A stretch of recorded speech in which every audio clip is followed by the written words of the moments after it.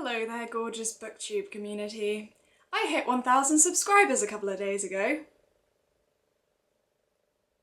What? That's amazing. When I started this, I didn't even think anybody would watch, let alone 1,000 people. So, thank you. Thank you. Thank you. Yeah, I can't say anything but thank you. I love you all individually. Every single one of you.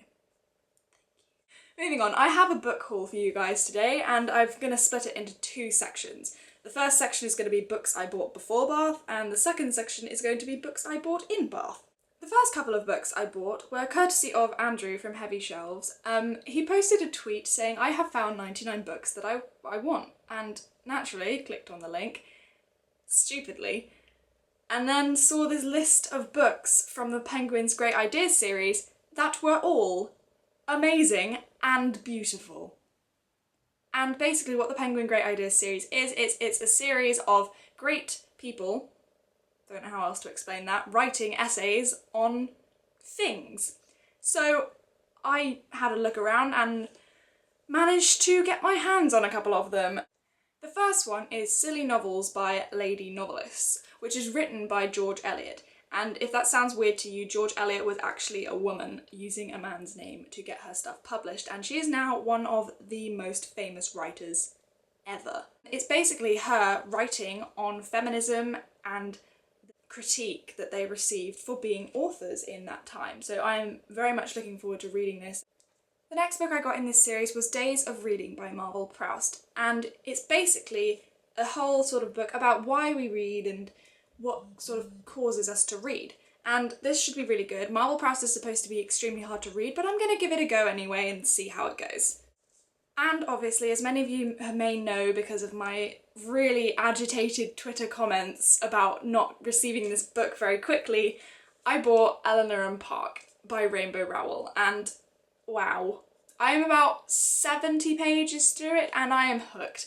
And it's just a really sweet, really well written book. And I am extremely excited to finish reading it and to review it, so look out for that, because it won't be long because I'm sailing through this book. Right, now for the section of books that I bought in Bath. There's quite a lot of these. The first book that I bought kind of links to the first two that I explained. It's also from the Great Ideas series from Penguin, and it is Why I Write by George Orwell. This one is basically George Orwell talking about sort of how politicians make you believe what they're saying with their rhetoric. So it's kind of on rhetoric, and he sort of dips into why he writes. Recently I've seen everyone reading Politics in the English Language, which I really do want to read because I think it would be quite interesting to see George Orwell's perspective on politics. I mean, thinking about 1984 and Animal Farm, all of his work seemed to be critiques of politicians and governments, really, so I am excited to see how this goes. The next book I bought is actually a collection of short stories written by a French author, and it's called The Man Who Walked Through Walls by Marcel Ayme. I'm not sure if I've pronounced his last name right, but oh well. And it's a collection of short stories that's supposed to be just sort of light-hearted and genuine and very sort of French, I guess. But the title is referring to one of the stories in there, The Man Who Walked Through Walls. And yeah, yeah, that's it basically. That was a really sort of pretty book that I picked up in this amazing bookshop that I'm going to post a video about because it deserves its own video. Because I've got like 3 chapters to the Bath sort of series, because I took so much footage on that trip. It was just all too pretty. So I will edit them eventually and put them up at the bookshop. Oh my goodness. It was called Topping and Company Booksellers. If you ever go to Bath, go there. It's on George Street. It's like at the end of George Street near the Travelodge where we were staying. Oh my goodness, just go. Just go. They have complimentary tea and coffee. Yeah. Yeah. Right, moving on, because otherwise I'm going to be sat here talking about that bookshop forever. Another book that I bought was called The Court of the Air, and I saw this, I just sort of saw the spine in the Guildhall Market in the book stand, and I looked and I was like, that looks really awesome. And then I read the blurb, and it's basically about a prostitute who is solving mysteries of some kind, and there's some huge mystery about it. It's quite a thick book, but it sounded like it would be the most captivating storyline ever, so I picked it up. The title line is two orphans on the run, each with the power to save the world. So that sounds freaking awesome. The next book I bought is called The Forrests by Emily Perkins, and I had a bit of a weird moment with the title because forest, I thought they meant the tree forests and they spelt it with two R's, but it turns out Forrest is kind of like a last name. So this is basically about this girl called Dorothy Forrest, and she's sort of perceptive of the world around her. As you can see, she's got a camera on the front here. And it's kind of about her travelling through her childhood and sort of the things she encountered. And it's just sort of her life, how she's like falling in love, and I don't really read many progressive novels like that, but I feel like the characterisation in this one is going to be really good.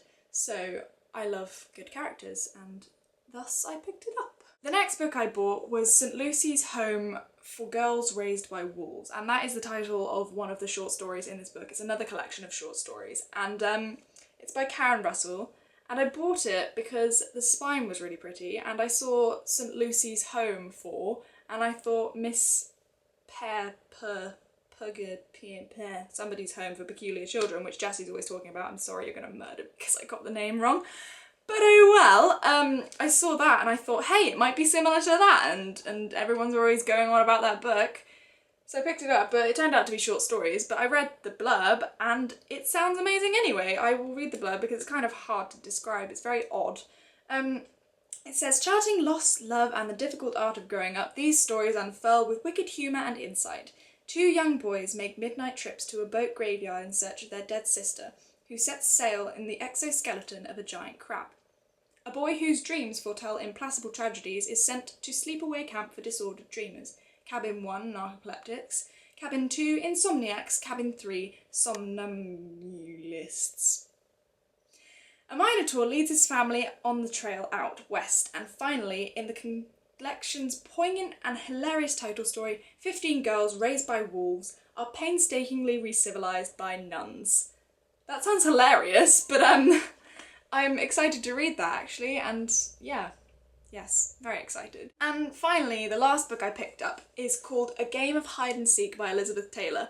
Now, this was just me being stupid earlier in the bookshop. I thought, hey, Elizabeth Taylor, isn't she an actress? Isn't she that one that was in Cleopatra? No, people have the same names. I told my brother and he was like, you do realise people do share names. I was like, okay, thanks, brother. Thank you. But basically this is a love story, and it sounds like the most heart-wrenchingly amazing love story ever, and it's basically about this girl who falls in love with this guy irrevocably, and he goes off to war, and he's like, she treasures him, and she has this picture and she treasures this picture, and then they don't really ever see each other again, and then later she gets married, she has kids, and he comes back. Kind of like a persuasion moment. Yeah, he comes back and she's like, I am still in love with you, but I'm married and I have kids. Why? Why, person? Why? So yeah, I'm extremely excited for this. It's also very beautiful. It's got this wonderful sort of flowery texture to it. So those are all the books that I bought kind of before and after Bath, and hopefully I shall have the Bath videos up soon. They're going to take a while to edit because there's so much footage. Thank you guys so much for just being so supportive and so amazingly lovely. I love you all, and I hope you have a wonderful rest of your week.